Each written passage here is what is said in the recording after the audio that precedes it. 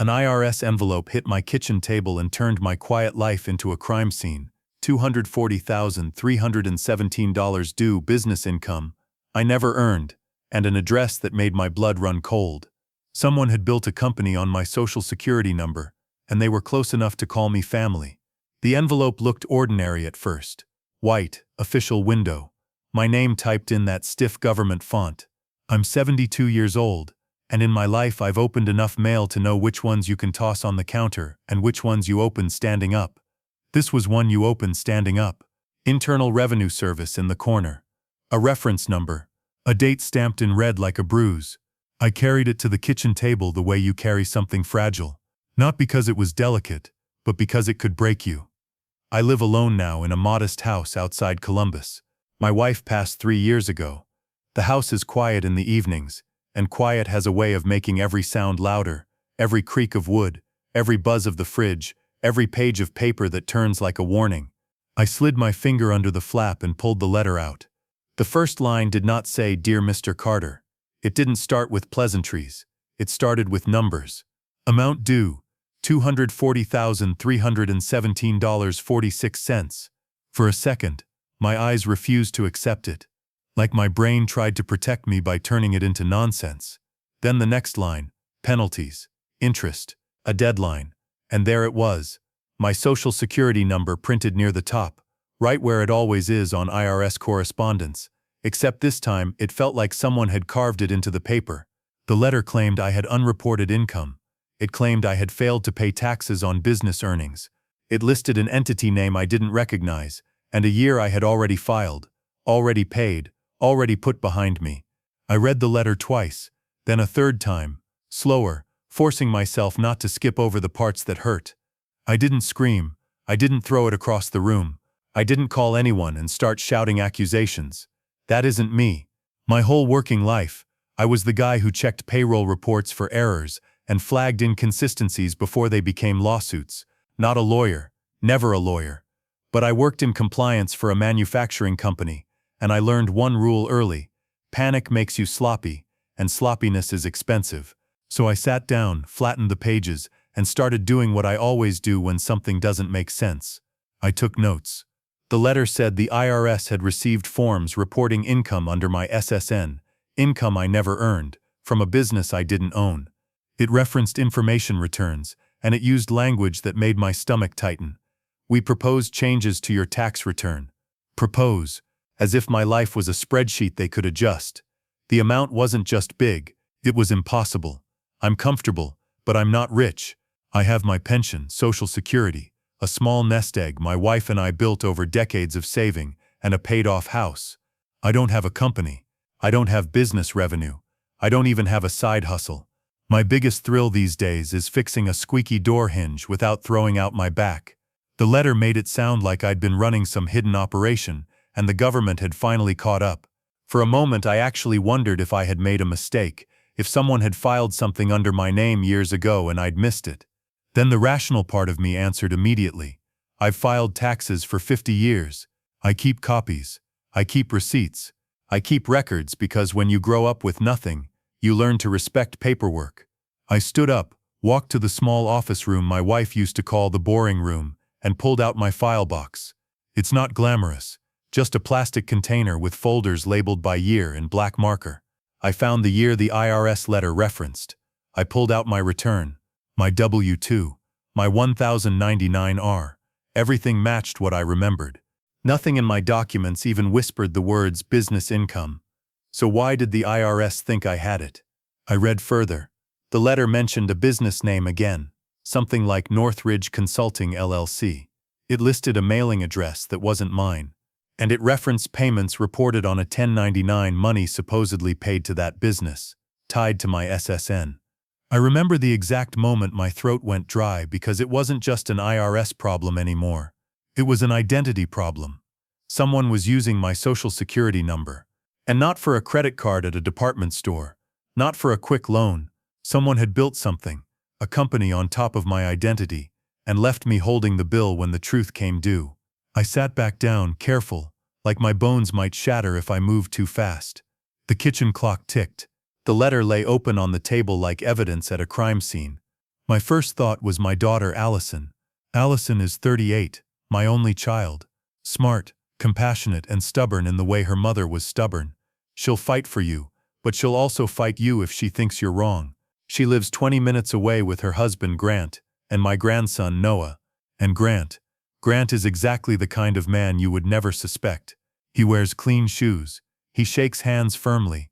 He calls me sir in public and dad when he wants to sound close. He has that smooth confidence of someone who always seems to be working on a big deal. He talks about entrepreneurship the way some men talk about church, like it's a faith, and he's the preacher. To the outside world, Grant is a respectable family man building a future. To me, he has always been polished, too polished. But I had never, not once, considered him dangerous. I picked up my phone and called Allison. She answered on the second ring, breathless like she'd been moving around the house. "Hey, Dad, everything okay?" "I got a letter from the IRS," I said. My voice sounded calm, and that surprised even me. "They say I owe them $240,000. Silence hit the line like a dropped pan. "What?" she finally said. "That can't be right." "I'm looking at it," I said. "It's real. It has my social security number. It says there was unreported business income." Allison's voice tightened. "Dad, are you sure it's not a scam letter? Like people send fake IRS stuff all the time." "That was my first thought," I said.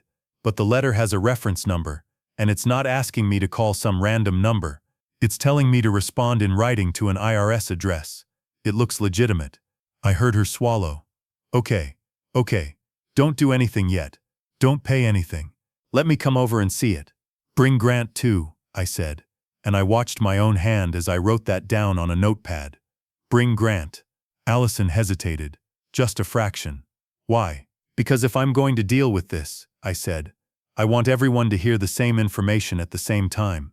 I didn't say what my mind was already circling. If someone is using my identity, the person closest to me will have the easiest access. Allison said she'd come after she got Noah settled with homework. We hung up, and I went back to the letter. I forced myself to think in steps. Step 1, verify the letter. Step 2, understand the claim. Step 3, protect myself before any corrections became permanent. I turned the page and found the part about responding. It said I had 30 days to dispute the proposed changes. 30 days, or the IRS would assess it as debt. Once the IRS labels you a debtor, you don't just argue your way out over the phone. You fight your way out with documents, with forms, with time, and time is exactly what they squeeze you with. I took a deep breath and did something I didn't want to do. I called the IRS main number, the real one, from their official website, because if this was a scam, I wasn't giving a stranger my voice, my fear, or my information. The automated system took me through a maze of menu options. Press 1. Enter your SSN. Press 2. Hold. When a human finally came on the line, she sounded exhausted in the way people sound when they spend 8 hours a day absorbing other people's panic. I gave her the reference number from the letter and confirmed my identity. "Yes, Mr. Carter," she said after a pause, typing in the background. "We have a notice issued to you regarding unreported income tied to a business entity." "I don't own a business," I said. "I've never owned a business." "I understand," she replied, but her tone said she had heard that sentence before. "The income was reported under your social security number. The forms we received indicate payments made to an entity connected to your SSN." "What entity?" I asked. She read the name. It matched the letter. "And what address is associated with it?" I asked. She paused again.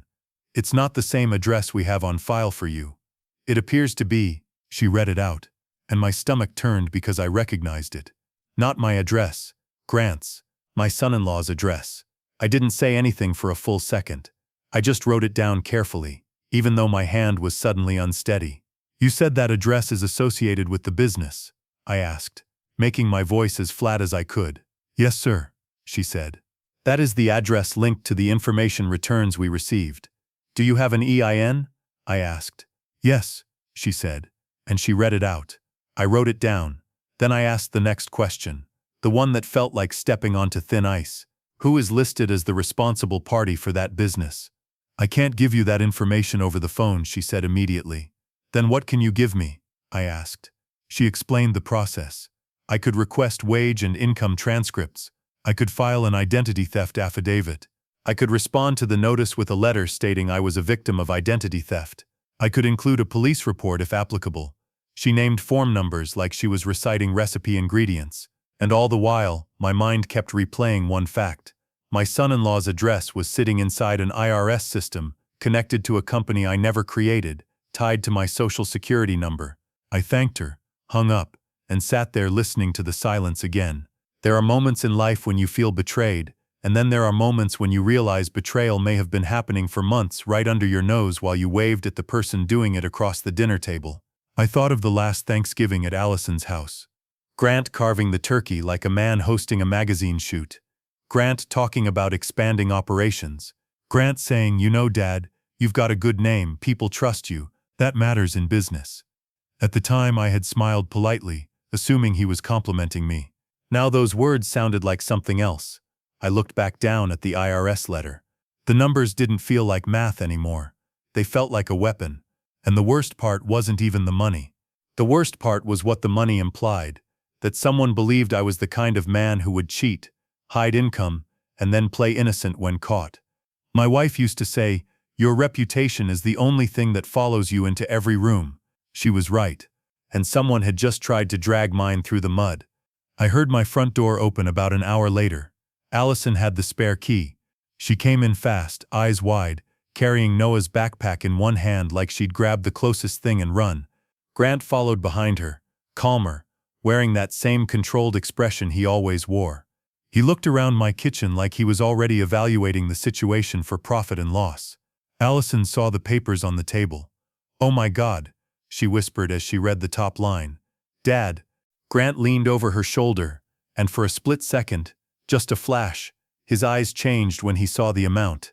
Not shock, not confusion, recognition. Then his face smoothed back into concern. "This is insane," he said, shaking his head. "You sure you didn't, I don't know, sign something? Get mixed up with a consultant? Sometimes retirees get targeted." Allison looked at him. "Grant, stop. Dad isn't confused. I watched them both carefully, the way you watch two people play cards when you suspect one of them is cheating. I called the IRS," I said. "The letter is real." Grant's eyebrows lifted. "And what did they say?" I slid my notepad across the table, keeping my finger on one line, holding it in place like a pin through a butterfly. "They said the address associated with the business income is this one," I said, tapping the paper. "Your address." Allison turned to him so fast her hair swung. "What?" Grant blinked once. Then he laughed, a short, forced sound. "My address? That doesn't mean anything. Businesses can have old addresses. People can type things wrong. Dad, you know how messy paperwork can be." "I do," I said. "That's why I'm going to treat this like paperwork, not like a misunderstanding." Allison's voice was tight now. "Grant, why would any business have our address and Dad's social security number?" Grant held up both hands like he was calming a crowd. "I don't know, but let's not jump to conclusions. Maybe someone used your dad's info and just used our address as a drop spot. Or maybe it's a clerical error. People steal identities all the time."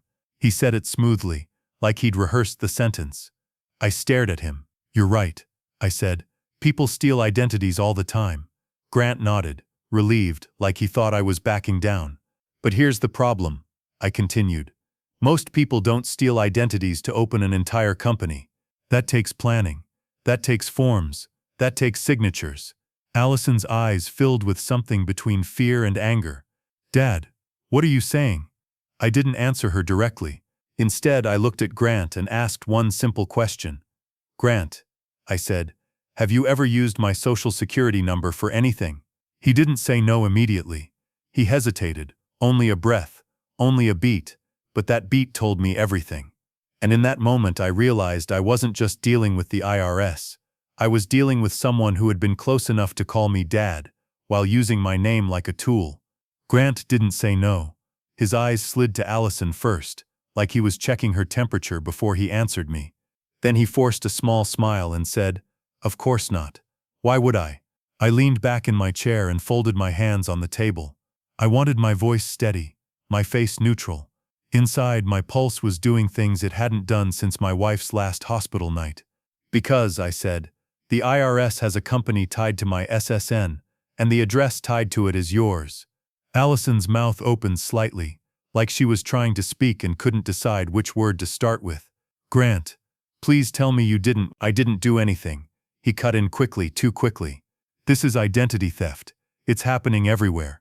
Someone probably used your dad's number and put our address because they found it online. You know our address is on the school forms, the soccer registration. Stop, Allison snapped. Stop talking like this is normal. My father is being told he owes $250,000. Grant took a breath, straightened his shoulders, and switched to a calmer voice, the one he used when he wanted to sound reasonable. Okay, fine. Let's treat it seriously. We'll call the IRS together. We'll get it cleared up. Dad, you file the identity theft thing. They'll fix it. He said. They'll fix it, like the IRS was a customer service desk at a hardware store. No new cards. No new personal loans. No car note. Whoever did this didn't want a shopping spree. They wanted a business. That detail mattered. It meant it wasn't random. It meant it was someone who understood how to hide behind paperwork. I placed a fraud alert anyway. Then I froze my credit. It felt strange, like boarding up windows after someone had already broken in. But it was step one. Stop the bleeding. Next, I went to the state's business lookup website. The search bar sat there like a dare. I typed Northridge Consulting LLC. My heart thudded once when it popped up instantly, like it had indicating it had been there all along, waiting for me to find it. Active status. Formation date, 2 years ago. Registered agent, a local service company downtown. Principal office address, Grant's address. I didn't breathe for a full 5 seconds. I clicked for details. The filing showed an organizer name, not Grant. A woman's name, I didn't recognize. That was the first twist of the knife, because it meant Grant had either used someone else to file it, or someone else had used him, and one of those explanations made sense, and one didn't. I wrote the woman's name down carefully. Then I looked at the email address listed on the filing. It wasn't generic, like contact@northridgeconsulting.com. It was a personal email address, one of those modern ones with a clever word and a number at the end. I recognized the pattern because I had seen it before. Grant used the same style for everything. Grant.Westfield on one account, Westfield Grant on another. He was consistent. This email wasn't his exact name, but it was close enough to make my scalp prickle. I copied it into my notes. Then I did something I hadn't done in years. I printed everything. I printed the LLC registration page, the business details, the addresses, the formation date, the registered agent. Paper doesn't disappear when a website changes. After that, I called my accountant, an older man named Stephen, who had done my taxes since before Allison graduated high school. He answered with a polite, professional tone, and I could hear the hum of a printer in the background. Stephen, I said, I need help. The IRS says I owe $240,000 because of a business I never opened. There was a pause. What business? I gave him the name. He whistled softly, just once, and it wasn't admiration. That's big. Elliot, did you ever sign anything? Any power of attorney? Anything with your social security number? No, I said, but I just found the LLC filing online. It's tied to my son-in-law's address. The line went quiet. Stephen? I asked. I'm here, he said, voice lowered. Elliot, listen to me carefully. You need to respond to the notice. You need to do it in writing with evidence. And you need to request transcripts, wage and income transcripts for the year they're claiming. That will show exactly what forms were filed under your SSN. I'm already doing that, I said. Good, he replied. Also, if there's an LLC, there may be a bank account tied to it. Businesses don't operate without a bank. If your name and SSN were used, they may have used your information to open an account. That thought landed like a rock in my stomach. Because suddenly I remembered something small, something I'd shrugged off months earlier. Grant had offered to help streamline things after my wife died. He said he could set me up with online bill pay, manage some auto deposits, make it easier for me. At the time, it sounded like kindness, like family stepping in. Now I saw it differently. It was access. I swallowed. Stephen, if a bank account was opened using my SSN, how do I find it? Swina! He sighed. There are ways, but first you need to gather what you can. If you've ever shared documents, social security card copy, driver's license. Think about who had access. Then contact the IRS Identity Protection Specialized Unit, and you might need to file a police report, even if you don't want to. I stared at my kitchen wall. The word police made it real in a way the IRS letter hadn't. A tax issue is bureaucracy. A police report is crime. Okay, I said. I'll do what I have to do. Stephen's voice softened. One more thing. Don't confront anyone again until you have documents.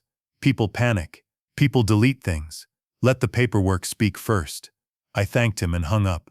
Then I did something that felt awful. I called Allison. She answered immediately. Dad, are you okay? I found the LLC, I said. Her breath caught. And? It's active. It's registered to Grant's address. Silence again. But this time it was the kind that trembles. Dad, she whispered. Grant says you're overreacting. He says this is just some stolen identity situation. It is stolen identity, I said. The question is who stole it. Allison's voice broke slightly. I don't want it to be him. I know, I said, and I meant it. But wanting doesn't change paperwork. She sniffed, trying to regain control. What do I do? For now, I told her. Don't tell him what I found. Don't warn him. Just watch. Listen. And if he asks you questions about my finances, my documents, my social security number, remember every word. Allison hesitated. Dad, that feels like spying. It's not spying, I said. It's protecting yourself. And Noah. That last name. My grandson changed the air. Because this wasn't just about me anymore. If Grant was willing to do this, then Allison and Noah weren't safe in the way a family should be safe. All right, she said quietly. I'll be careful. After we hung up, I returned to my files. I pulled out the folder from the year my wife died. Death brings paperwork like flies. Hospital forms, insurance forms, survivor benefit forms, and there it was. One form where Grant had helped me fill things in because my hands were shaking that week. He had printed my SSN on it in neat, confident numbers. He had even scanned it, saying he would keep a digital copy in case we ever need it again. At the time, I had been grateful. Now I felt sick. I sat there staring at that form, and the memory of him leaning over my shoulder, guiding my pen, made my skin crawl. This wasn't an anonymous hacker across the country. This was someone who had sat in my home, drank my coffee, offered help, and quietly harvested what he needed. I opened a new page in my notebook and wrote a timeline. Wife died 3 years ago. Grant helped with paperwork within weeks. LLC formation date 2 years ago. IRS notice today.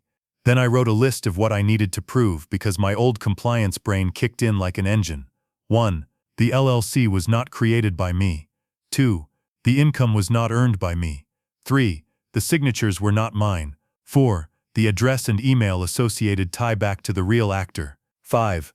I acted quickly once discovered. I didn't need anger. I needed evidence. That night, I didn't sleep much.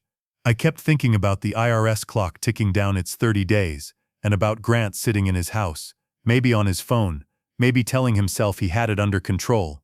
In the morning, I drove to the local police station with a folder under my arm. The officer at the desk was younger than my grandson's future, with tired eyes and a clipped voice. What can I do for you? I need to file a report for identity theft, I said. He raised his eyebrows. Identity theft. Credit cards. No, I said, placing the IRS letter on the counter. A company. Someone opened a company with my social security number. The IRS says I owe $240,000. He leaned in, reading, and his expression changed. Okay, he said, slower now. Let's sit down. They took my statement in a small room that smelled like coffee and old carpet. I kept it factual. I showed the LLC printout. I showed the IRS notice. I did not say my son-in-law did it, because Stephen's warning echoed in my ears. The officer gave me a case number and said a detective might follow up. It wasn't dramatic. No sirens, no handcuffs, just a case number on a sheet of paper. But when I walked out, I felt something shift. Because now it wasn't just my word against an IRS database. Now it was officially recorded. I was claiming identity theft. On the way home, my phone buzzed. A text from Grant. Hey Dad, Allison told me you're making this into a huge thing. Let's talk like adults. I can help you fix it. I stared at the screen. The message was polite, smooth, almost caring. But my eyes locked on one word: fix. Not find out who did it. Not protect you. Fix. Like he wanted to get ahead of something. I didn't respond. I drove home, sat at my kitchen table again, and opened my laptop to request my IRS transcripts online. It took longer than I expected, with identity verification steps and security prompts. And when I finally got access, I pulled the wage and income transcript for the year in question. The document loaded: lines of reported income, payer names, amounts, form types. My breath stopped when I saw it. There were multiple 1099 forms I had never seen, large amounts issued to Northridge Consulting LLC, tied directly to my Social Security number. And one of the payer names jumped out at me because I recognized it from family conversation. A company Grant had bragged about doing contract work for. My hand tightened around the mouse, because now the puzzle pieces weren't just nearby. They were clicking together. And for the first time since that IRS letter arrived, I understood exactly what I was looking at. This wasn't just someone using my SSN to hide income. This was someone building a respectable business in my name, while collecting real money from real clients and leaving me to face the IRS when the smoke finally rose. The transcript felt like a confession printed in government font. Payer names I didn't recognize, amounts that made my stomach flip, and the same pattern over and over. Payments reported to Northridge Consulting LLC, tied to my Social Security number, my name, my life. One payer name, though, I recognized instantly because I'd heard it at my own dinner table. Grant had mentioned it like a trophy. He'd said, "Big contract, good people, they're going places." He'd even acted modest, like he didn't want to brag, which should have been my first clue. Grant never avoided bragging unless he was hiding the details. I printed the transcript, stapled it to the IRS notice, and wrote a new heading in my notebook. WHO paid my company. Because if I could prove who sent the money, I could trace how it was received, and if I could trace how it was received, I could prove who really controlled it. That morning I called the payer company's main line. I didn't introduce myself as an angry old man with an IRS bill. I introduced myself as someone calm, precise, and very hard to dismiss. "My name is Elliot Carter," I said. "I'm calling regarding a 1099 issued under my Social Security number. I believe it was issued in error due to identity theft. I need to speak to whoever handles vendor onboarding or accounts payable." There was a pause. Then, one moment. A woman came on the line. "April, accounts payable."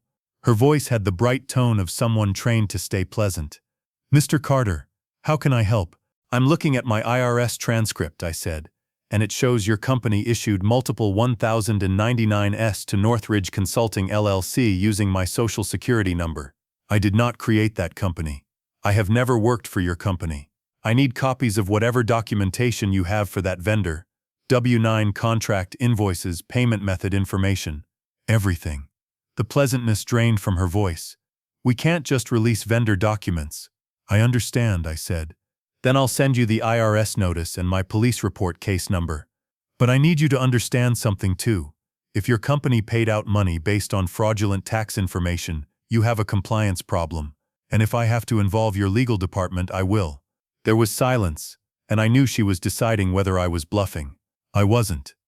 "Okay," she said finally. "Email me what you have. I'll escalate it." I sent her a scanned copy of the IRS notice, my case number, and a short statement. "I am a victim of identity theft. I did not authorize the use of my SSN. Please preserve all related records." Then I did the next thing. I called the registered agent listed on the LLC filing. It was one of those companies that exists solely to accept legal mail for businesses. A woman answered, professional, careful. "I'm calling about Northridge Consulting LLC," I said. "Are you a member of the company?" she asked. "I'm the person whose Social Security number was used to form it," I replied. "The IRS is pursuing me for taxes tied to this entity. I need the formation documents that were filed with your company as registered agent, including any contact emails and any authorization forms." Her tone turned cautious. "We can't release client information without proper authorization." "Then tell me the process," I said, "because this company was opened using a stolen identity, and I am documenting every refusal." She hesitated, then gave me the outline. I could submit a written request with proof of identity and a police report. They would review it and possibly provide limited information or direct me to law enforcement channels. Fine. Paperwork. I could do paperwork. But I wasn't waiting. I also filed a request with the Secretary of State for certified copies of the filings. Certified copies carry weight. They're not just printouts from a website. They're records the state recognizes as true. While those requests moved through the slow gears of bureaucracy, I opened another front, the bank. Because Stephen had been right. No one runs a consulting company without an account to deposit the checks. I started with my own bank, the one my pension goes into. I walked into the branch mid-morning with my folder and that IRS letter. The young teller tried to help, but her eyes widened at the amount, and she quickly called the branch manager. A middle-aged man named Curtis took me into his office. He spoke softly, like he understood the way money problems feel when you've never been careless. "What seems to be the issue, Mr. Carter?" he asked. I placed the documents on his desk. "Someone opened a company using my social security number," I said. "The IRS believes I owe taxes on its income. I need to know whether any business accounts exist at this bank under my SSN. Curtis's face became professional stone.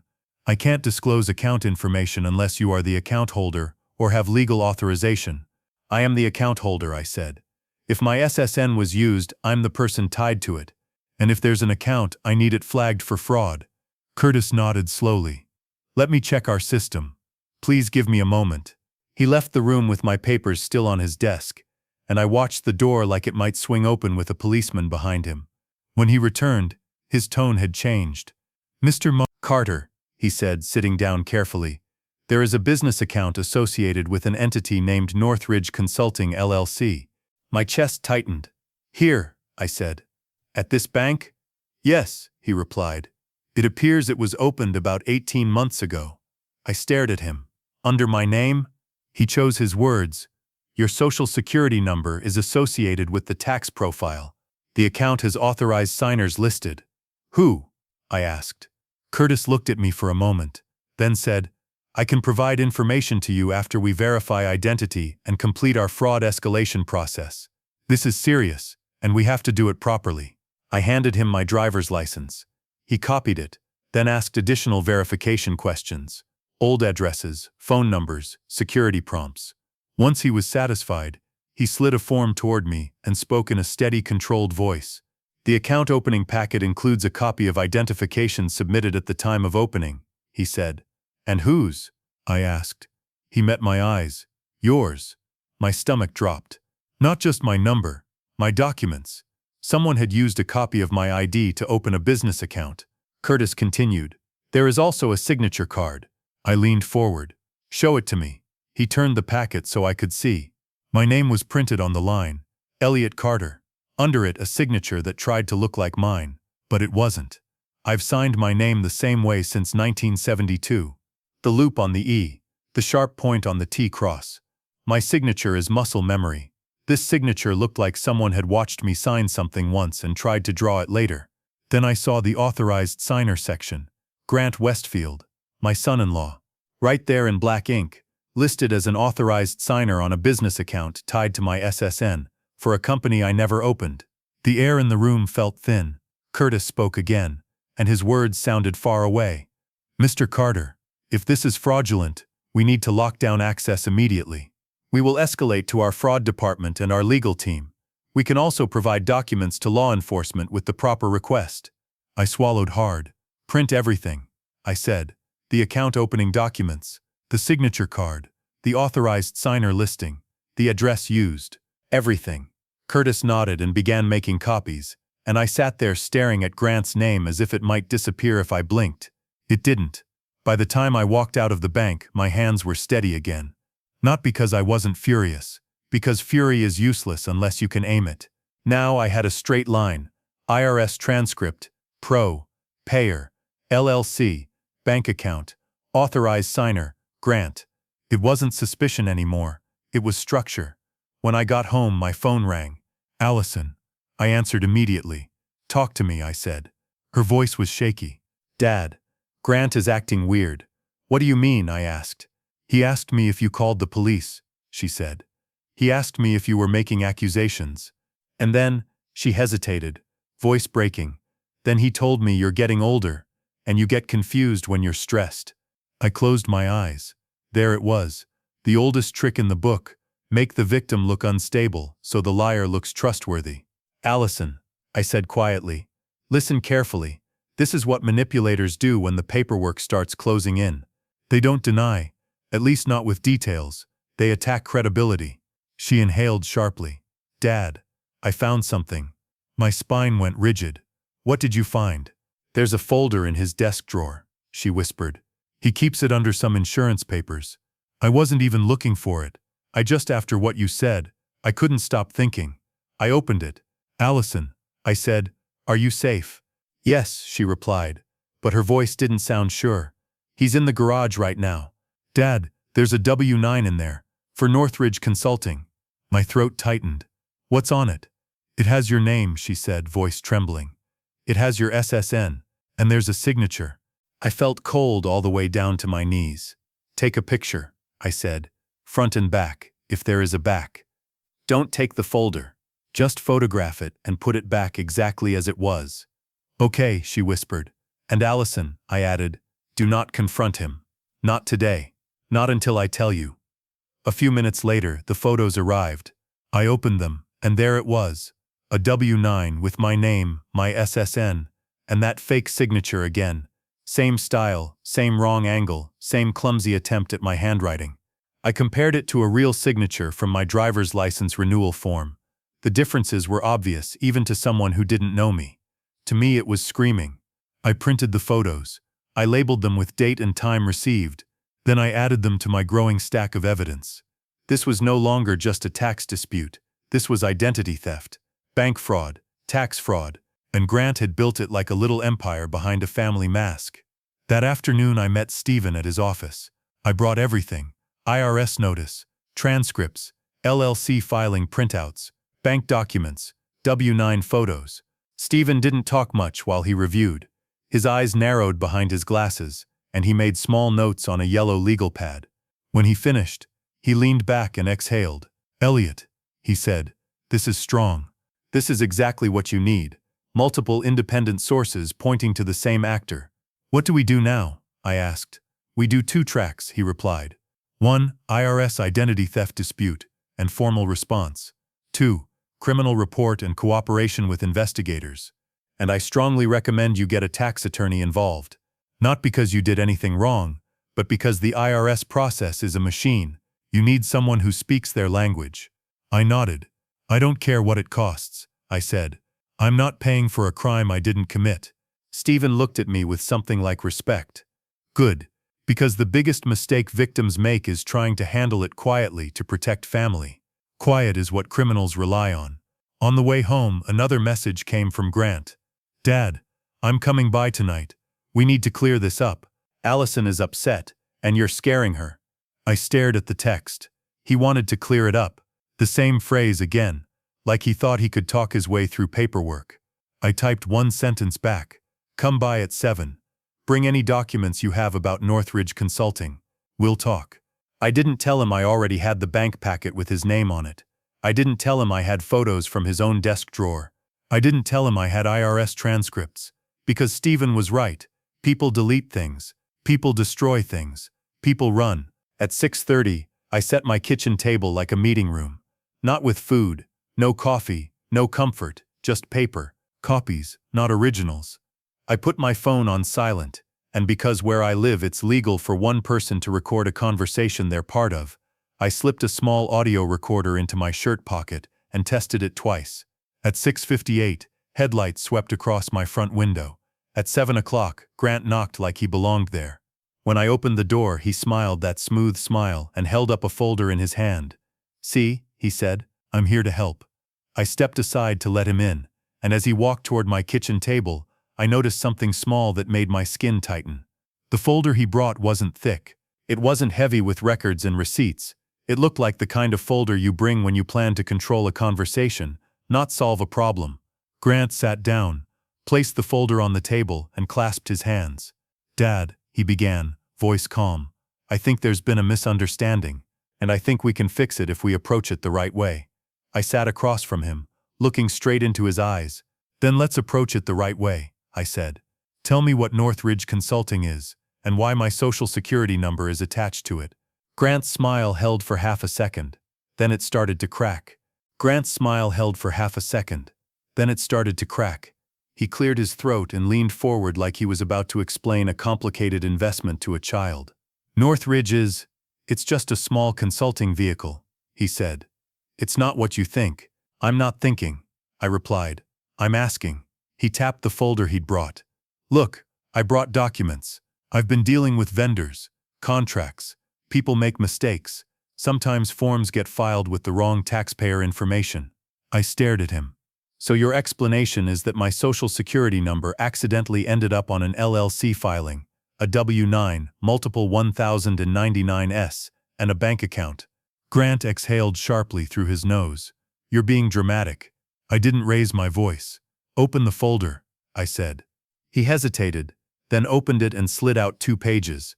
One was a generic consulting agreement with a logo at the top that looked like it had been made in 10 minutes online.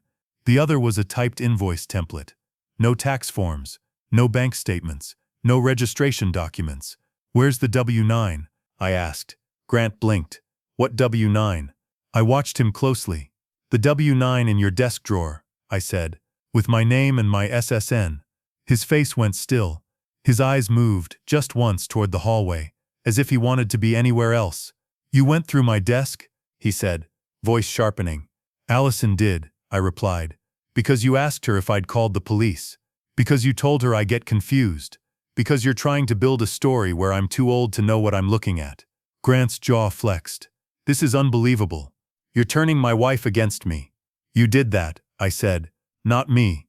He leaned back, shaking his head slowly, like I was the irrational one. Okay, he said. Okay, let's say there is a W-9. I do a lot of admin work. I might have saved something in the wrong place. That doesn't mean, I interrupted him gently. Grant, your name is on the bank account. He froze. I let the silence sit for a moment, so he couldn't pretend he hadn't heard me.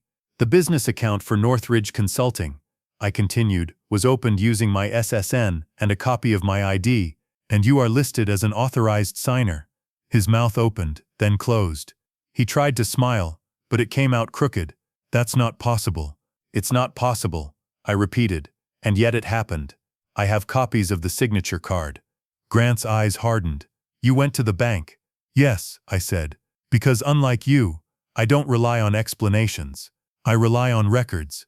He leaned forward suddenly, voice lower. Listen, you don't understand how this works. If you push this, you're going to destroy your daughter's marriage. I stared at him. You destroyed it when you used my social security number. He slapped the table lightly. Not hard enough to be called violence, but hard enough to show intent. I did not steal your identity, he hissed. Do you know how many people share information with family? It's normal. You gave me those documents after your wife died. You asked me to help. I asked you to help me pay bills, I said. Not build a company in my name. Grant sat back again, rolling his shoulders as if he was trying to contain anger. You're making this personal, he said. It is personal, I replied. It's my name, my SSN, my life. His eyes flicked to the recorder in my pocket area. Not because he saw it, but because guilty people sense when they're being boxed in. He took a slow breath and changed strategies. His voice softened, almost warm. Dad, he said, let's be practical. You don't have to make this into a crime thing. We can handle it privately. I can pay whatever they're asking. I let out a short laugh and I surprised myself.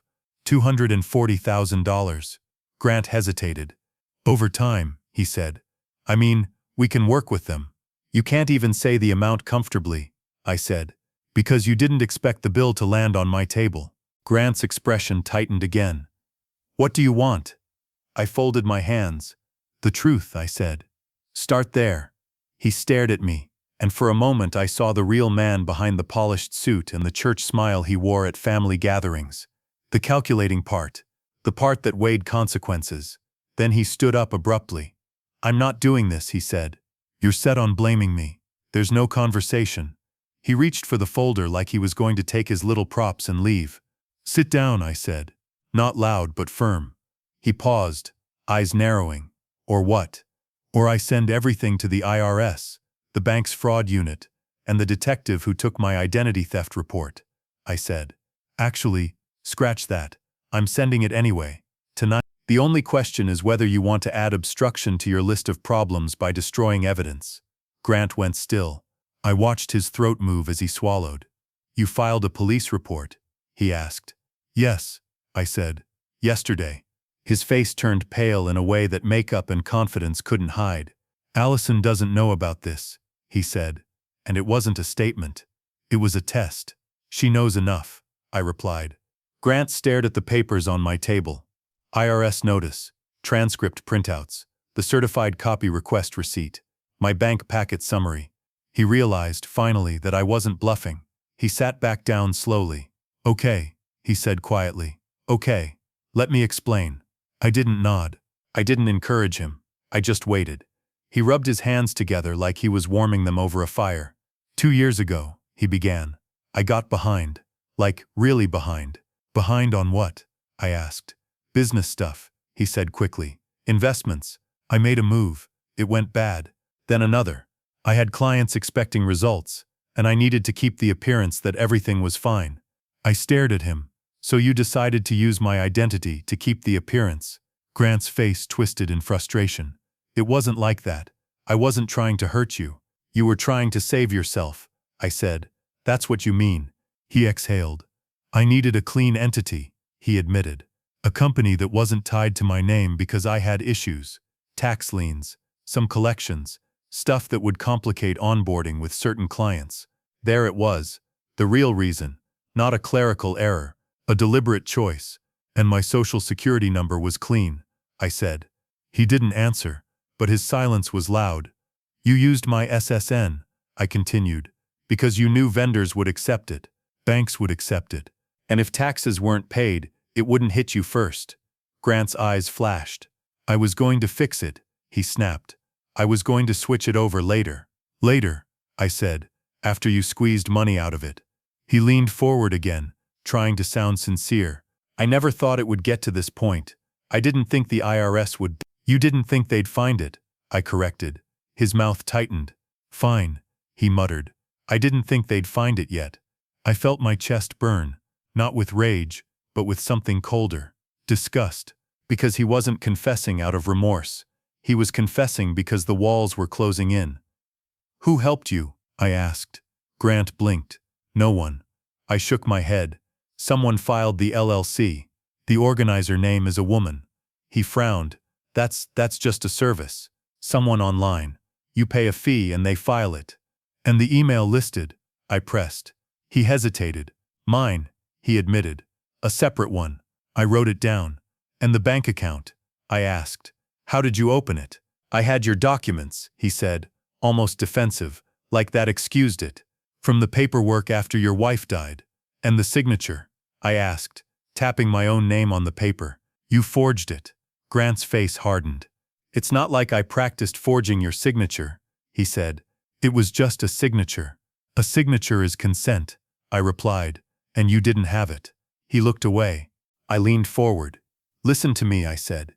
"You are going to do 3 things. 1, you are going to write a statement tonight, admitting you used my SSN without permission. 2, you are going to provide every record you have, emails, invoices, contracts, bank statements, logins, passwords. 3, you are going to leave my daughter's house and not try to twist this into her father being confused." Grant's head snapped up. "You can't tell me." "I can," I said, voice calm as ice. "Because you don't get to keep controlling the narrative after you committed a felony against me." He stood up again, and for a second I thought he might storm out. Then he did something smaller, more revealing.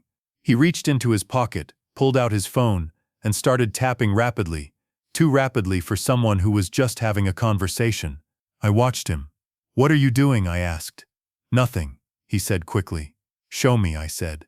He didn't. That was all I needed. Because now I knew what he was doing. Deleting, messaging, warning someone, scrubbing. I pointed to the door. "Get out," I said. "Right now." Grant's eyes widened. "Elliot, don't." "Get out," I repeated. "And if you delete one more thing, I'll make sure the prosecutor knows you tried to destroy evidence." He stared at me like he wanted to hit something. Then he shoved the folder under his arm and walked out. When the door closed, my legs finally trembled a little. I sat down, took the recorder out, and turned it off.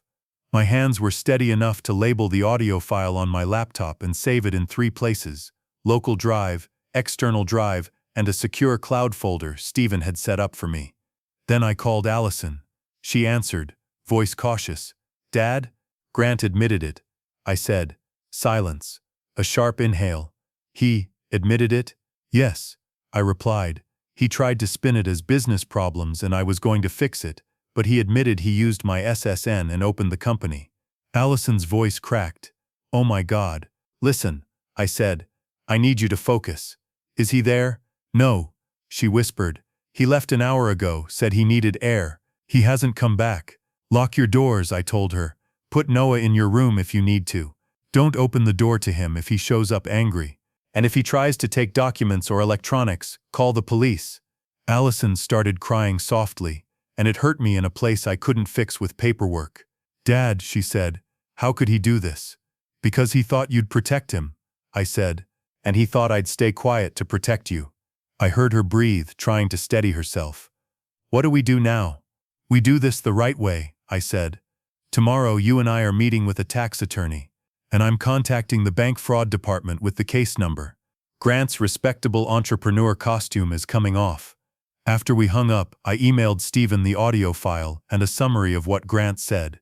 Then I drafted my IRS response letter, because the IRS didn't care about emotions. They cared about documentation. I wrote it like a man building a bridge. Mine is dispute the proposed changes. I am a victim of identity theft. I did not create or control Northridge Consulting LLC. The address associated belongs to another individual. Attached police report number. LLC filing printout. Bank documentation showing unauthorized account opening. Copies of my legitimate signatures for comparison. And IRS transcript highlighting fraudulent 1099S. I attached Form 14039, completed and signed my real signature, not the crooked imitation. When I finally lay in bed that night, I didn't feel victorious. I felt tired. And underneath the tiredness was a simple bitter truth. When someone steals your identity, they don't just steal your number, they steal your peace. But I also knew something else. Something my wife had taught me through every hard season we ever survived. Peace doesn't come from pretending nothing happened. Peace comes from facing it, documenting it, and making sure it can't happen again. The next morning, I met Allison at a small office park on the north side of town. One of those places with beige walls and discreet signage where people come to solve problems they never thought they'd have. Our tax attorney's name was Marlene Diaz. Mid-50s, sharp eyes, calm voice. The kind of person who doesn't get impressed by big numbers because she's seen bigger. She sat us down, looked at my folder and said, "Start from the beginning, and don't skip anything because it's embarrassing. Embarrassment is how fraud survives." So I didn't skip. I told her about the IRS notice, the address, the LLC filing, the bank account, the W-9, Grant's confession, the way he tried to paint me as confused, the way my daughter's face changed when she realized her husband had used her father like a shield. Marlene listened, then nodded slowly. "All right," she said. "This looks like a CP2000 type situation. Proposed changes based on third-party reporting. The IRS thinks you underreported because they got 1099S tied to your SSN. Our goal is to prove you were not the owner, not the operator, and not the recipient." Allison asked. "So, Dad doesn't owe it?" Marlene held up a hand. "In my experience, victims don't owe it. But the IRS won't just assume that. We have to give them a clean, well-documented file so they can close it and move the liability to the correct person." She laid out the plan like a checklist. 1. Respond to the notice within the deadline. Certified mail. Return receipt. 2. Include Form 14039 and the police report. 3. Request an identity theft case be opened with the IRS. 4. Provide supporting proof, bank packet, LLC filings, signature comparisons, and proof of my actual income sources. 5. Ask for an adjustment reversing the proposed tax assessment and a hold on collections while the case is reviewed. 6. After the IRS accepts it, get an IP PIN so nobody can file anything in my name again. Then she looked at Allison, her tone changing slightly. "And you need to think about your own protection. If he did this to your father, you need to assume he's capable of doing it to you. Allison's eyes went down to her hands. I know. Marlene turned back to me. Did he actually receive the money? Do we know where it went? Not fully, I said, but I have the business account information, and I have the 1099 payer list. Good, she replied, because we're going to need to show the flow, who paid, who deposited, and who benefited. That's where bank records become the truth. That afternoon, we started making the truth heavy. I sent the IRS response package exactly the way Marlene instructed. A clean cover letter, bullet points, copies of everything, and a timeline. Certified mail, return receipt.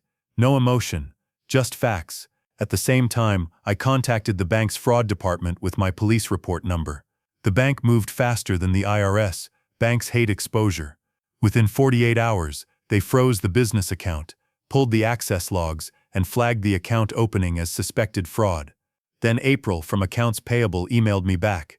Her message was short, cautious, but it held gold.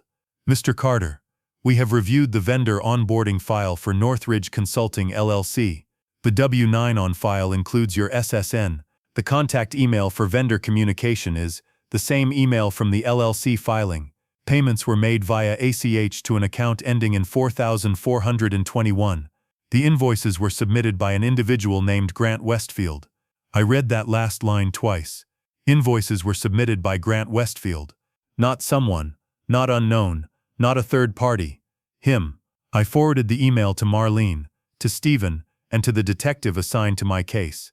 Yes, there was a detective now. A week after my police report, Detective Halverson called me. His voice was measured, professional, but I could tell he had already looked at enough of the file to understand this wasn't a teenager buying sneakers online with a stolen card. Mr. Frandebold, Mr. Freiter was fro. Chabe Surstofton Steinau. Mr. Frandebold body as Wenio Palmblive. Carter, he said, this looks like identity theft combined with business fraud and tax fraud. I'm going to want copies of everything you have. You'll have them, I said. What do you need first? Bank account opening documents, signature comparisons, and any proof tying the suspect to control of the entity, he replied. Emails, vendor communications, logins, anything. I told him about April's email. I told him about Grant being an authorized signer. I told him about the LLC address. I told him my son-in-law had confessed in my kitchen, and I had an audio recording. There was a pause. Do you have the recording saved? He asked. 3 places, I said. Good, he replied. Don't discuss this with him anymore. Don't warn him. And if he contacts you, document it. Grant did contact me. At first he tried kindness again. He sent a text. Dad, I'm sorry things got heated. I want to make this right. Please don't blow up the family. Then the kindness turned to anger when he realized I wasn't responding. You're ruining Allison's life. You're going to traumatize Noah. You're an old man with nothing to lose. Stop dragging everyone down. I saved every message, screenshots, dates, times. Allison, meanwhile, stopped living like a wife and started living like a woman waking up from a long, slow dream. She checked her credit. She froze it. She opened a new bank account in her name only. She changed passwords, and she did it quietly, without drama, because she had learned the hard way how men like Grant punish drama. 2 weeks after the IRS package was delivered, I received a letter confirming they had received my identity theft claim and would place a hold while they reviewed. It wasn't a final victory, but it was the first time I could breathe without feeling the IRS clock around my throat. A month later, Marlene called me with a simple sentence that made my knees go weak. They're reversing the proposed assessment, she said. They've accepted that you're a victim, not the taxpayer responsible for this income. I sat down at the kitchen table, the same table where this nightmare had started, and for a moment I just stared at the wood grain like it was the most beautiful thing I'd ever seen. So the bill is gone? I asked.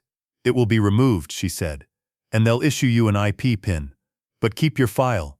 The IRS is big, and mistakes echo. Your job is to keep your proof louder than the mistake. I thanked her and hung up, and I felt something I hadn't felt in weeks, relief without fear attached.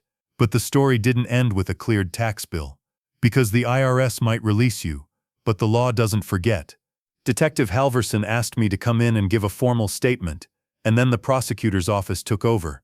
They pulled bank records by subpoena. They obtained the LLC formation documents directly. They traced the ACH deposits. They obtained email records from vendors. And the more they pulled, the uglier it got. Grant hadn't just used my SSN to keep things clean. He had used it to avoid his own tax problems, to hide income, and to keep creditors away. He had presented himself publicly as a successful entrepreneur, but privately he was building his life on fraud and borrowed time. When the arrest finally happened, I didn't see it in person. I found out because Allison called me, voice shaking, not with sadness, something else. They took him from his office, she said quietly, in front of everyone. I didn't feel joy.